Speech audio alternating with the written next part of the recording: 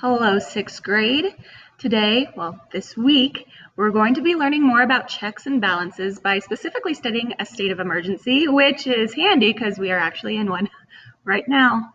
So let's first establish what that is.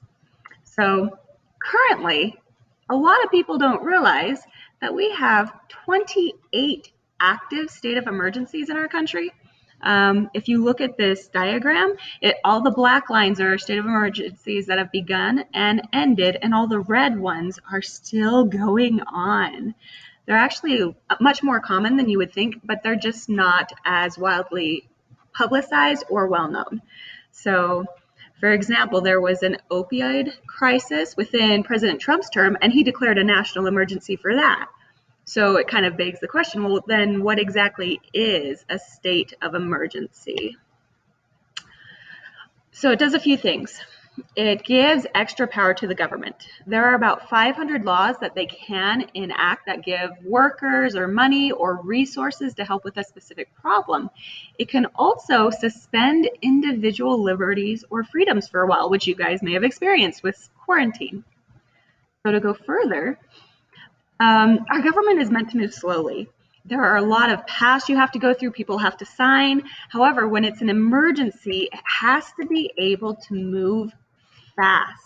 And that's what the state of emergency does. It helps them skip steps so that immediately help can get to people who need it. For example, the three main reasons that a state of emergency is declared is a natural disaster, a threat of violence, an attack on the country, or a public health emergency like the one that we're experiencing now. And if you didn't know, in 2009, President Obama declared a state of emergency for the influenza that was going around. It wasn't as widespread as coronavirus, but there was a state of emergency then as well. Who can declare this? It can go on three different levels. It can be your local mayor.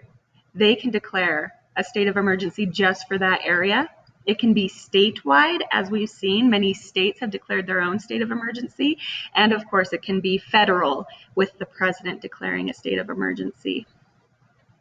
Each state of emergency has to include the reason why it is being issued, time and location. So they have to give a beginning and a possible end date, but it can be extended, and where it's happening. Also, they have to name the agencies that are helping. For example, WHO, the World Health Organization, has been pretty key in our current state of emergency. And of course, they have to have a plan developed for the use of resources and what restrictions will be put in place.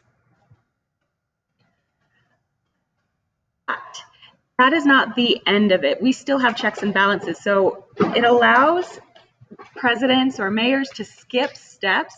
However, legislation can still come up, and with a full vote, they can negate a state of emergency if they find that it is unnecessary. So there are still some checks and balances there.